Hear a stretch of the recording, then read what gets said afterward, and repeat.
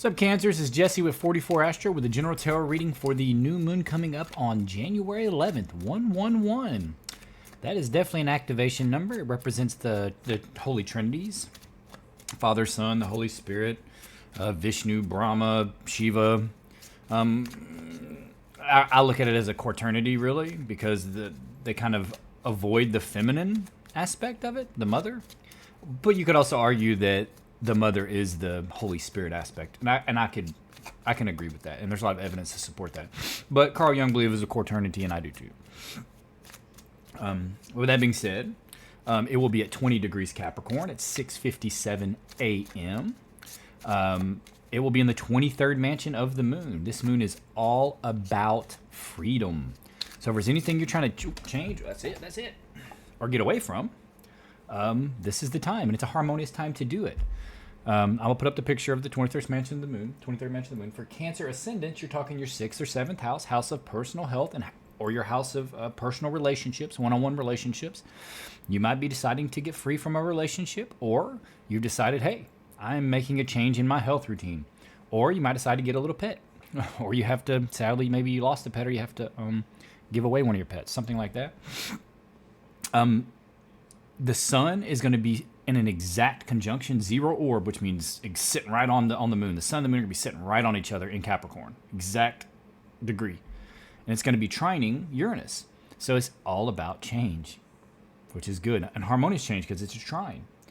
And practical change because it's Capricorn. So it's whatever change needs to come through. Now, it could be sudden, but it will be done in a very practical way. And Uranus does represent change, also represents the future. There's going to be what they call a minor grand trine, which I don't really look at it like that, but it's basically sextiles and then an opposition. And it's Mars, Jupiter, and Saturn. So that's also really good energy for growth. So there's going to be some heavy Saturn influence, like Capricorn and Saturn, but Saturn is not all bad, and Capricorn's definitely not bad. It's about hard work, prestige, discipline, wisdom, even those types of things. And looky here, look what you get, Cancer, and it's a Capricorn card. Full moon. It's full moon in Capricorn, but it's the end of a tough cycle approaches. So any of you that have been going through a tough cycle, it's going to end. Change. It's freedom. Looks like freedom, right? Because that's what this mansion's all about. And astrology even supports it. Change. So if it's change, it could be freedom right there. We're going to cut to right there because that's where there wants to go. Oh, the end of a tough cycle. Worry.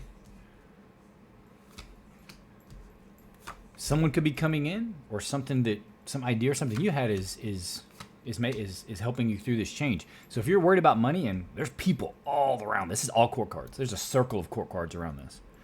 Very rare do you see that. Just all court cards.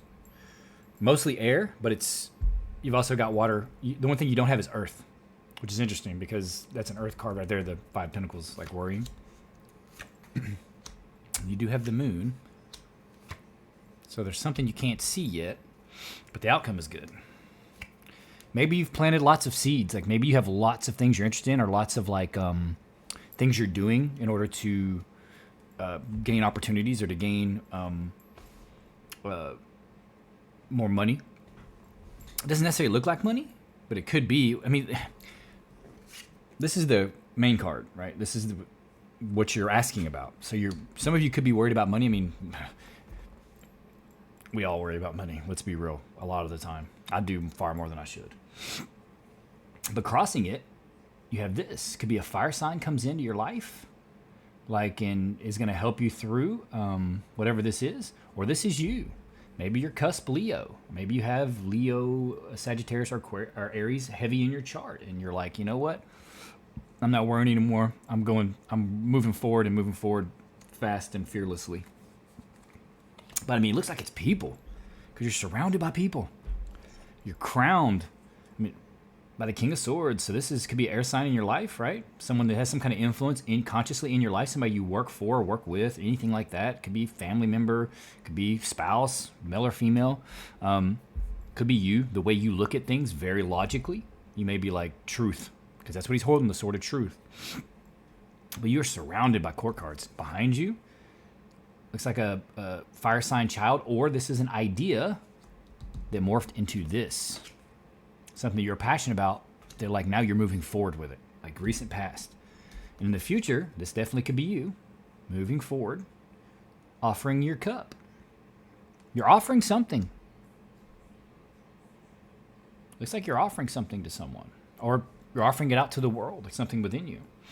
They like, I mean, like I said, if you're planting lots of seeds, it could be something that it could be social, like social media type content, like a content creator, but it also could be all kinds of other things. I mean, you could actually be an entrepreneur. Maybe you've developed some kind of patent or something that has a patent, some kind of product or some kind of innovation. Your unconscious influence, it looks like your thoughts are moving fast.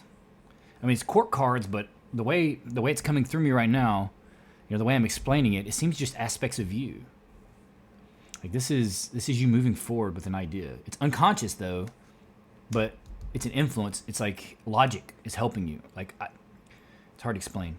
Your mind is your friend. It's like we have a conscious and unconscious aspects, right? We spend 8 hours a night we sleep, and some of us a lot less. But we spend a good portion of our life unconscious. So there is that aspect, and yours is moving forward with an idea. Some idea is moving forward. Something maybe that you don't even realize that you kind of planted in the past, some kind of seed that you planted, didn't even realize it was going to manifest into anything. And now, like, the opportunity is coming. This could be something being offered to you. Like, you can't see it yet. Like, right now, you don't know what it is. Or you're unaware of it. So it's something definitely. It's some kind of idea. Or something somehow that you set in motion, but don't even know that you did. I know it seems really odd. Or it's something that's right now hiding in your unconscious, and you need to find it. You need to go within. In your environment, go within, find it. Find that light that's in there. It's in there. There's something very important in there. There's an idea in you. There's something that you have to offer the world. And it's going to help you have a new perspective. Maybe even enlightenment. This is an enlightenment card. A lot of people don't know that. This is a very occult card. Very occult card. If you get into the occult decks, you'll see this card has tons of symbolism. Here's your outcome. Boom.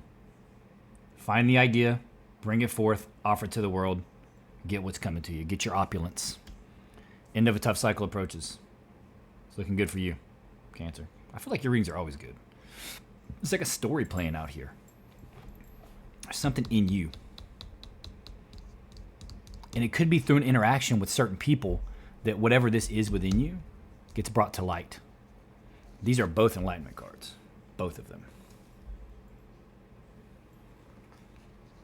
But achieved in a different way. It's an idea. There's something in you. There's an idea. That's why this light is shining. There's an idea in you. This light's shining too. That moon is also a sun. Look at the rays coming off of it. Even though it's reflected rays of the sun.